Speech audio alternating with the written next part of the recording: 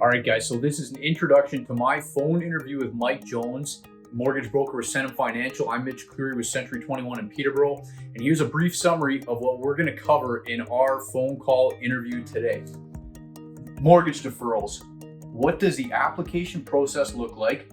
What are the wait times? Who will be receiving deferrals and who will be declined? Will credit be affected if I receive a deferral, and will it be affected if I miss a payment right now without a deferral? Does my payment go up after the deferral period is over? What about old pre-approvals? Are my pre-approvals still valid? Refinancing to lengthen my amortization period and lower my payment, we're going to cover that. And what about credit lines and visas? We're going to talk about that as well. So I went through and covered as many topics as I could, summarize things. Mike answered all the questions in between. Hopefully you guys enjoy the interview.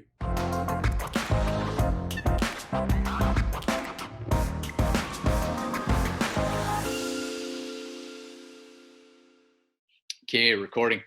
How's it going, guys? Mitch Cleary here with Century 21 in Peterborough, and we got Mike Jones with Centum Financial. He's our mortgage broker, and we're going to go over mortgage deferrals today and try and cover all of the unknowns. So I'm going to start this video off with a bit of a preamble. What I did was go through and watch probably 10 of the highest ranking videos on YouTube right now about this topic, sort of amalgamated what I found in the information. I'm not a mortgage broker. That's what we got Mike here for. But what I'm going to do is give a brief summary of all of the videos that I've come across so far. And then we're going to dive into a series of questions and hopefully answer everything for you. So first off, the 6 big banks are all in on mortgage deferrals. They've all agreed to do that. The small lenders, apparently they vary a little bit. You are not guaranteed to get a deferral from any of them. We're going to dive into that a little bit more. There will be a series of questions most lenders have, and all of their processes vary in terms of determining whether or not you're eligible for mortgage deferrals. There are extremely long wait times right now to get through to most lenders. Some are starting to offer email channels, from what I've heard, to sort of expedite the process a little bit and clear up these bogged phone lines. So make sure you look for that instead of just waiting on hold for 3 hours. Some apparently are pausing your whole payment and the interest owing, and others are keeping the interest accruing as though the payment was missing, or it's not on pause in that sense. The interest isn't on pause. The money you miss gets added onto your outstanding mortgage. Your future payment will go up, and you will owe more interest in the long run. So basically, all the money that you're not paying in this time is going to get added onto your total principal outstanding. Your payment's going to go up when this is all done, and you're going to end up basically paying more interest in the long run here. Deferring a payment should not adversely affect your credit score, but you need to keep an eye on your credit report for missed payments that have been recorded in error by the banks. Obviously, there's a ton of activity going through to these banks, and even though they might grant you a deferral, I guess there's a chance that something might slip through the cracks, and it's up to you to keep an eye on your credit bureau and make sure all of a sudden your score hasn't taken a dive.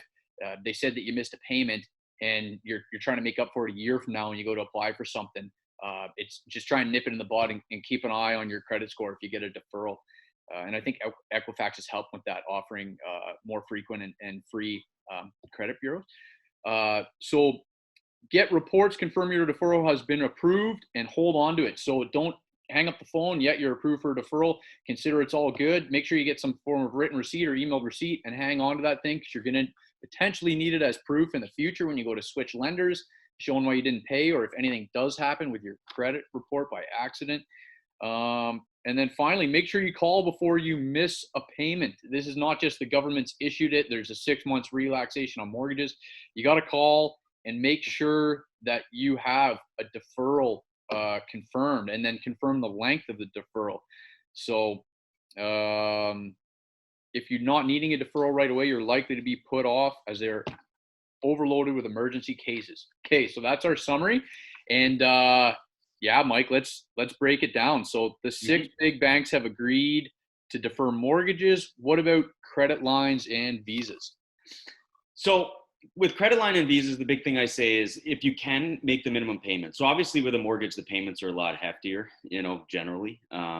with the credit lines. Now, a line of credit that might be associated with a house, like a home equity line of credit, I think that would fall under the mortgage category, where you can call with them and you can work with them.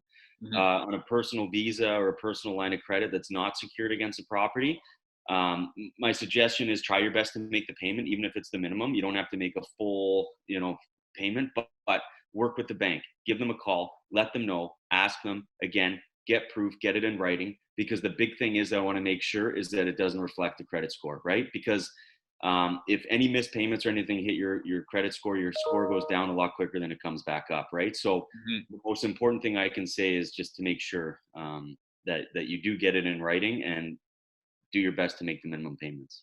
Yeah, I guess like you said, with the home lines and obviously the payment size on the minimum on a visa is going to be way smaller. But I guess this video is for mortgage deferral, but for tenants and renters out there too, obviously they could be facing any form of default on their stuff. Yeah. And I guess that applies. Do what you got to do to make the minimums and pay your biggest outstanding, whether it's a credit line or your visa, whatever you can, right? And yes, probably. And you're going to be on hold forever, which is what you said earlier. Like, the reality is, all my clients that are calling me and asking me for help, and I'm giving the phone numbers to their lenders, and I'm saying, I'll do anything I can to help you, but you're on hold forever because everybody's calling, and everybody, whether it's a mortgage or, like you said, a visa line of credit, all that, people are calling to the bank for help. So, yeah. Before I jump to the next question, then, because we kind of touched on it there, we were talking about don't call unless you need it. What are we considering? How close do you got to be to defaulting to being ready to call in and say, hey, I'm about to miss a payment here? I don't think necessarily close, but if you know that, this whole situation has affected you in a negative way and that you do need help and you do need to skip a mortgage payment, that's when to call. I mean, I have had phone calls from people who aren't necessarily affected so far, and they just want to see if there's anything because they anticipate being affected or something like that down the road. But if you're not yet affected, I would say don't call, because A, you're going to jam the phone lines, and B, they're probably going to look at your situation and tell you you're not affected yet and you can't skip a mortgage payment. I think the same would be for a visa and the same would be for line of credit. So if you're not yet affected, I would say hold off calling, only because you're probably not going to get approved anyways. So yeah. So it's a default's got to be pretty much imminent, right? Where there's just no way you're going to make it. Like, as opposed to saying, oh man, like things are looking tough. I've only got like 4 months of savings, and you don't want to call and say like, hey, I'd rather just skip it now and keep some money in the bank. Well, you know what? Even if that's the case, and you do have 4 months of savings, but you've lost your job, you can still be considered to be needing it, right? Because you're just trying to look out and think, I need to keep as much money as I can because I don't know how long this situation is going to go on for or anything like that, right? So right. Even people like that, but just job-wise, if you're not affected yet, or and some people are affected and saying the same thing as what you're saying to me, which is, hey, you know what? I can afford to make the next couple payments. I'd rather not. Because at the end of the day, and I'm sure we're going to talk about this further in the video, the deferral doesn't mean you're not paying interest, right? So yeah. Exactly. So it's not a free, I know. That actually, it brings up a good point that we talked about before we started recording here, that I haven't seen in any other videos, that you said people you've been talking to who have actually been calling in and getting these deferrals, it's not a guaranteed 6 months where you're just calling and the bank's saying, okay, yep, you're good for 6 months. They've been saying, okay, you got a month and we'll revisit, right? Is that along that kind of line? It's on a case-by-case basis for sure. So I think what the banks would deem someone's individual situation to be is different for each person. So, I've heard of some people call me back and saying, hey, they gave me 2 months off and we're going to visit it from there. I've heard people say, hey, they gave me a month off, right? So, and I've heard of 6 months and stuff like that. So the banks are doing it on a case-by-case basis. There's no right answer that fits every single person across the board. Everyone's affected by this situation differently, and the banks are working with everyone in this situation to help them. So, okay.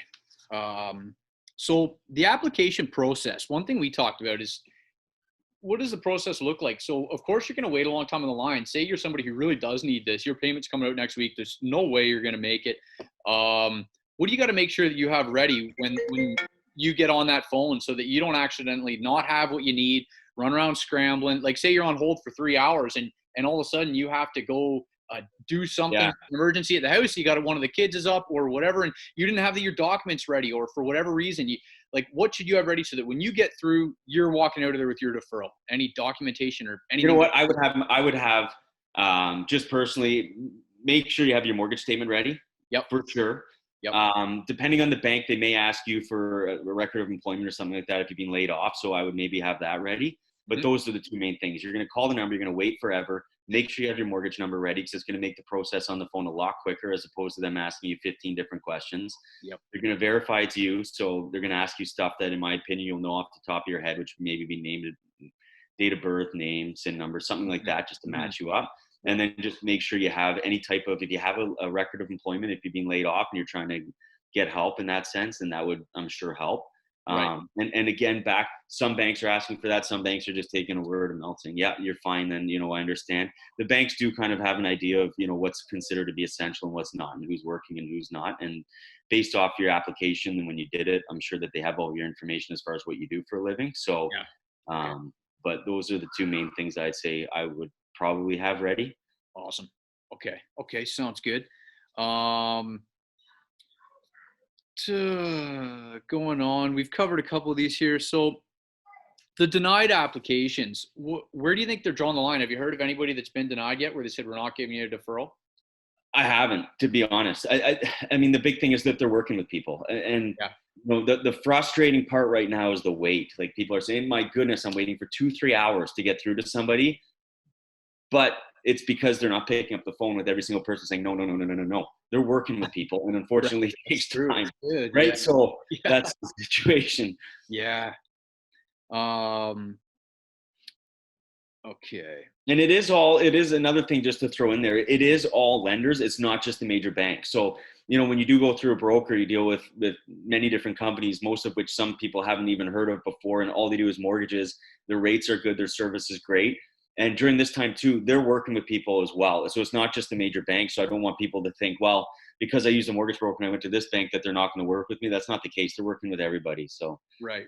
Okay. And so in the case of basically this one here, can people receive funding from anybody other than their mortgage? Like, if your mortgage is providing relief, or say your mortgage lender doesn't, basically what I'm wondering is there any other form of liquidity out there for people right now? Or like, are anybody issuing new lines of credit, like, that are any kind of relief on this? Is there, like, people that are calling you, can you do anything other than tell them, call your mortgage lender? if you're still working, I mean, there's different types of things, right? Because right now the phone calls as a broker are plentiful as far as, I have people who want to get pre-approved. Like, hey, you know what, when this whole situation's resolved, I want to be able to fire and buy a house and go right away and come out of the gate. I have the phone calls of people who are, basically in a tough situation right now. They have their existing mortgage. They're having issues with their payments, that type of things. And then I'm having calls from people saying, hey, is it worth it for me to pay off my existing mortgage, get a new rate, add to the balance just to give me a little bit of money and help out in that way? And that again is a case by case basis. If someone says, hey, is now a good time to refinance, or is now a good time to do an early renewal? There's no simple answer to that. It's, when's your mortgage up? What kind of penalty does your bank have? What's your current rate you're paying? What new rates can we get you based off your credit and your current situation and how much your house is worth? And, there's no fixed answer to what rates are right now, right? So, rates are different depending on what everyone's situation is, how much equity they have in their house. Are they buying? Are they refinancing and that type of thing? So, how's their credit? These are all things that determine rates. So there's no fixed answer across the board. But access to money, it is a phone call away, right? So, I mean, somebody can call and I can say, hey, what's this, what's that, what's this, what's that, and give you an answer. Hey, it's worth it. Hey, it's not, right? But access to money right now, if you have existing lines of credits that are unsecured or even secured, existing credit cards, the stuff that you already have is generally the easiest. Sometimes if you have a line of credit and a credit card, it's easy just to call. Banks don't do that much verification. So if you call and said, hey, can I increase my limit? That might be a situation where, yep, no problem. And they're not going to generally, in a normal situation, ask you for all this documentation as far as income goes. It's not like a mortgage, right? So, Yeah. Okay. I hadn't thought about that actually as a way of doing it for people if they're coming up on missing a payment. Obviously, it's not typically advisable in a standard situation, but obviously we're so far from standard right now. But like you said, just to extend your unsecured lines and use them to pay it for a while before you have to go into that whole deferral process, right? It's an option. I guess I haven't put a ton of thought into what the pros and cons are there versus just deferring. So I would say, obviously, anybody you'd have to look into that, what makes sense for you personally on each case. But Yeah, certainly that's the way to go. Because I know some of the lines of credit, the interest Well, and rate. that's what I was going to say, right? If you defer your mortgage, it's at least that you're still paying interest at the mortgage rates, right? Whereas a Yeah, line of credit that would be unsecured would be a much higher rate. So yeah, but I you guess can you'll weigh be it. able to pay it down a lot quicker without penalty when you're finally back in a good. Exactly. Yeah. Yeah. Um. Okay. So refinancing during these times, we kind of touched on it, but if somebody has, say, somebody's 10 years into a 25-year mortgage and they were at a rate of 3.5, and they'd already been thinking maybe of dropping or refinancing ahead of their renewal to Yep. try and take advantage of the lower interest rates, what's that process going to look like for them? Is it advisable to call your bank right now, and especially considering it, if for any reason or one of your spouse or whoever's part of your income has lost their job, is it a good time to try and refinance and improve your rate or stretch your amortization to lower your payment?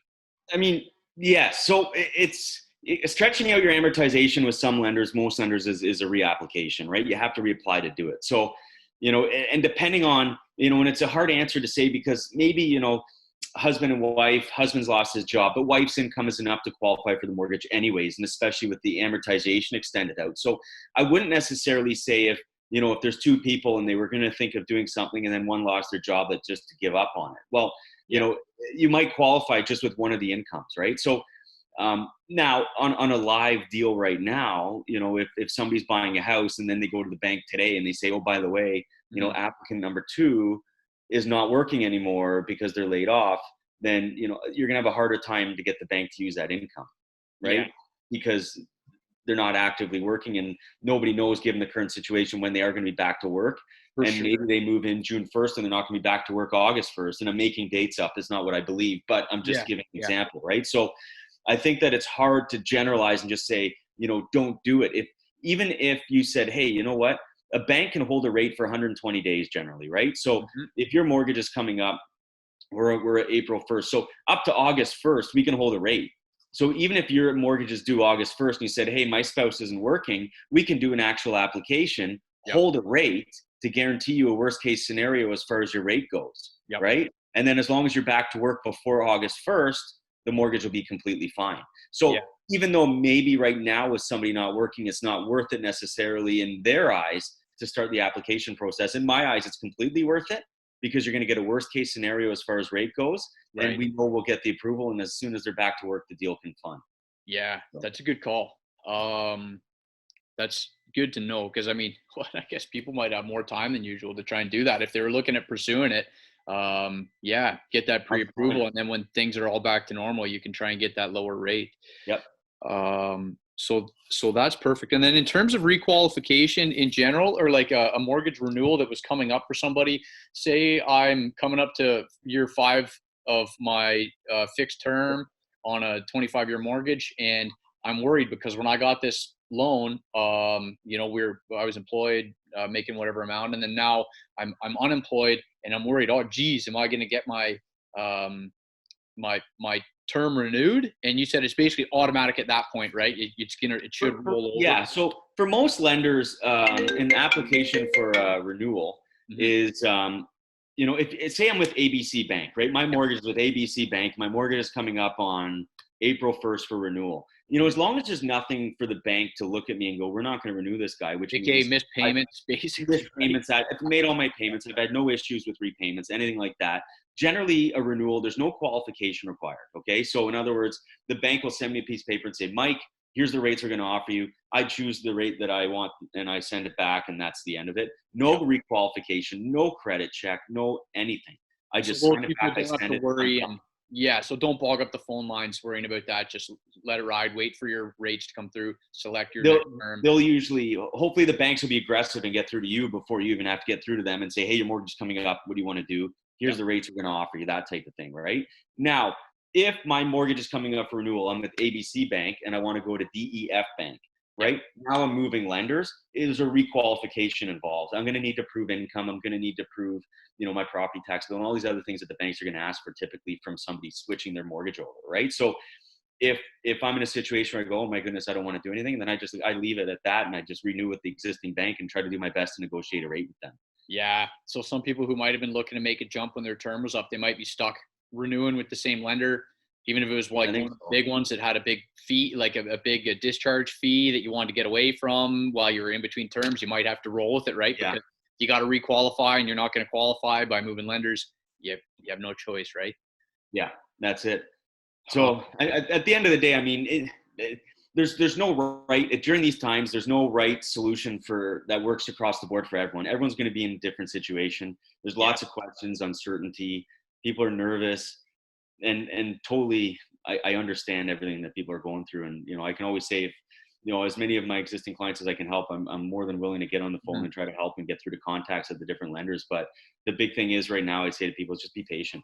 When you're calling, expect to be on the phone for 2.5 hours. Yeah. I know it's frustrating, but yeah, it's Yeah, and in terms of your job, Mike, pre-approvals, we talked about that. Pre-approvals, if you issued somebody a pre-approval a month ago and they had been shopping for a couple weeks before, things really got bad here, what's state are they in with their current pre-approval? so it depends again. But I mean, if you're currently not working, it's going to be hard for the banks to prove income. The majority of banks right now are saying, hey, if this person's not working and we know that they're gainfully employed once everything's back to normal, but currently it's hard to use income. So just as somebody who's been pre-approved, I'd say if you're pre-approved already, maybe reach out to the person who pre-approved you. If your situation's changed, let them know, see how that might affect it, because you certainly don't want to be in a situation where you put an offering on a house and then find out, oh well, because I'm not working, I'm not going to qualify anymore, right? For So sure. So odds are, if you're on unemployment now, a pre-approval that you had prior likely might might not might be tough. apply. So yeah, Might be good. tough, right? Yeah, yeah. I Self-employed people. Okay, so if you're self-employed, you're saying, how is this going to have effect on me getting approved? The reality is, the income that banks use for self-employed individuals is a 2-year average, which mhm, would be based off of 2017 and 2018, mhm. because your 2019 taxes aren't expected to be completed as of yet, right? So for self-employed borrowers, depending on what you do, that's what the banks are using as a history. So they might be not as much affected by an employed person right now. So Right. Okay, that's a good call. Um, I've got here, I'm going to attach at the bottom of the video a whole bunch of links for all of the lenders, their 1-800 numbers. Um, is there anything else you can think of, Mike, that we didn't touch on, or any final words for people? you know what? Just something that's interesting right now is just with appraisals, right? So what do? We need an appraisal. Well, appraisers aren't going into houses, right? So Appraisals whether aren't it's going in. they're not going in. They're doing walk rounds. They're looking at the house from the outside, looking through windows. They're doing everything they can right now not to enter a house, right? So, and this is I bring this up because if you're looking to refinance, right? Generally, a lot of times, if you are refinancing, the lender will ask for an appraisal. Sometimes the deal will auto appraise, which means the bank does and work on their own end to try to figure out what the value of your house is. But sometimes the banks need to do a full blown appraisal. So if you're looking to refinance, the bank is going to get an appraisal, and a lot of the banks right now are amending their appraisal guidelines to allow for appraisers to actually look through the windows of a house as opposed to walking in and doing a full thing. So that's something that's That's different that I thought is interesting. So if you're refinancing, you can still get an appraisal done if you qualify, and the same as if you're purchasing and you need to get an appraisal done. The banks are allowing for appraisers to look through windows of homes and do as much information, look at virtual tours, do everything they wow. can in order to come up with a value without actually entering the house. Yeah, That's just something to be aware of. Just a little interesting tidbit. yeah. No, that's good. Yeah. Uh, yeah, and just for fun, Mike. So you're working from home. I'm in my basement right now. You're working from, yeah. Everybody's working from home. You're Yeah. still Oh working yeah. a regular schedule. Everything's honestly, I think that people start realizing how remote their jobs can actually be, right? The biggest thing I miss is the people I work with, right? Yeah, Like, yeah. I know. but yeah, it is what it is. Try to make the best of the times, and I got my scanner, I got my printer, and my my computer, and I'm ready to go. So Yeah. So if anybody wants to reach out, you're totally available. absolutely, Email, call. yep, It's all yep, good. Yeah. yep, absolutely. Awesome. Okay, right on. Well, thanks a lot for the time, Thanks, Mike. Rich. Yeah, I And appreciate it. yeah, hopefully that was helpful for everybody. attach your email address if anybody's got questions for Mike Jones about anything we covered there. And obviously, you can feel free to jump into the comments on this video if there's anything that is relevant or that's something that Mike should answer. I can let him know to jump in there too, and we can help you out. So hopefully everybody stays safe and everybody makes it through these coming weeks, as stress-free as possible. And yeah, thanks for taking the time there today to help us out, Mike. So anytime. Awesome. Okay, we'll talk to you soon, guys. Bye. Here.